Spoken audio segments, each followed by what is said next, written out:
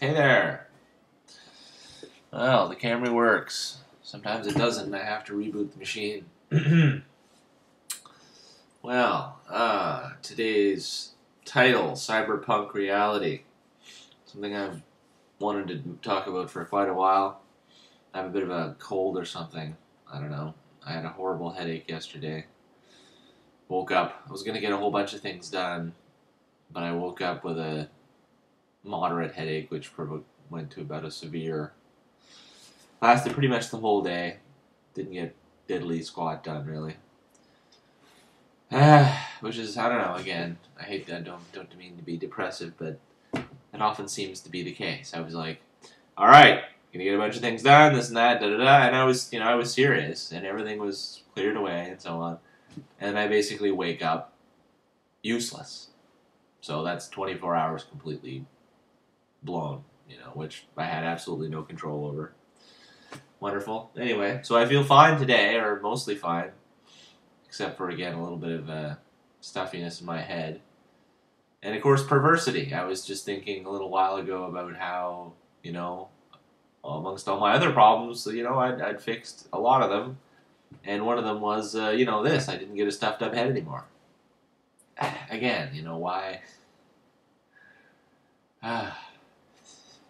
The reality. I find reality is perverse. If you mention, again, never say it could, how could it get worse than this? That kind of thing. It's yeah. Anyway, 2 minutes burned on preamble. Classic Brad Lee nonsensical preamble. I'm sure you were loving every second. All of my one viewer plus a couple random demented humans. Anyway, let's get to the build-up. So, lots of different things. Just one thing that gets me is how, I was born in 1972. Didn't really become conscious for another, 14 years probably. So, really the 80s were my decade, 90s. But things since... everybody knows that, although I'm sure kids nowadays, of course, take it for granted, but, I don't know, I'm just amazed by, we don't have flying cars and everything, but the thing that has actually predicted the future the most accurately, as far as I can determine, is Cyberpunk, and a game called, mostly I'm thinking of the game, the actual Cyberpunk, it's a game called Cyberpunk 2020, by R. Talsorian Games, role-playing game, RPG. Came out way back when, again, in the, I'm terrible with time, but probably, I think it came out in 1990, actually, or something like that, around there anyway, because I was playing in university, which was, like, early first wave for me, university, which was, like, 90 to 93. So it was back then, and it also had a supplement later on, Cyberpunk 2030, and, of course, things were even more out there. And I'm seeing that. It's 2011, and things are right on schedule. Anybody who's been, of course, awake knows that, well, the environment is fucked up. The climate change, whatever. We are definitely having, again, New Brunswick is becoming Florida. Texas is basically becoming a dried out, desert. Bigger storms, stronger storms, the ocean's getting more acidic. Yeah, it's like, yeah, some of it is natural and part of the normal cycle and all that, and whatever, sure, but mankind has a pretty considerable, 7 billion humans has a pretty freaking considerable influence on the environment. Especially when everybody drives a car, which gives them the environmental impact of, like, 100 humans. You know what I mean? That's the real issue. There are 7 billion humans, but people didn't drive cars and only, use minimal power and so on and so on. We'd probably be fine. But the human nature is to eat everything you can. Hey there. And the camera cut out at 4 minutes, 41 seconds. So you get a second part, because I'm feeling so generous today. Alright, yeah, so what was I saying? Oh, right, yeah, so the environment's all messed up. Um, Material technology is advanced ridiculously to the point, and to the point where we are starting to see things like bionic limbs, like using stem cells to instantly regrow, or very rapidly regrow teeth. Like I mean, they're doing all this now. Again, if you're super rich, I assume all that stuff is perfectly available. But even it's becoming practically commercial. As we know, the computers and electronics, of course, continue to advance. Though we've made really Zippo progress into artificial intelligence. Though I could explain that. Actually, I understand that fairly well because that's that involves, again, science is completely mechanistic at this point, and our intelligence is not a mechanistic process. It has links to mechanism, of course, same as anything. But anyway, so there was some specific links here, though, that I wanted to reference. Though, as always, it's funny how much stuff is in your head more than it is, really.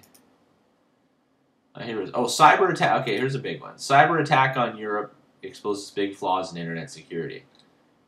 So somebody, this is a serious one. Major cyber attack apparently launched from Iran. They attacked a Dutch company called DigiNotar, which issues digital certificates, which is something that basically ensures that you visit a site, there's a signed certificate saying, it's basically a chunk of encoded, hard-to-access stuff that says, oh yes, this does come from a trusted authority, and so on. But as with a lot of things about the internet, it's ridiculous, is that, that's Cyberpunk Reality Part 3. Man, my res, I don't know. It's like I've de-resed a little. Maybe the CIA is tapping into this feed.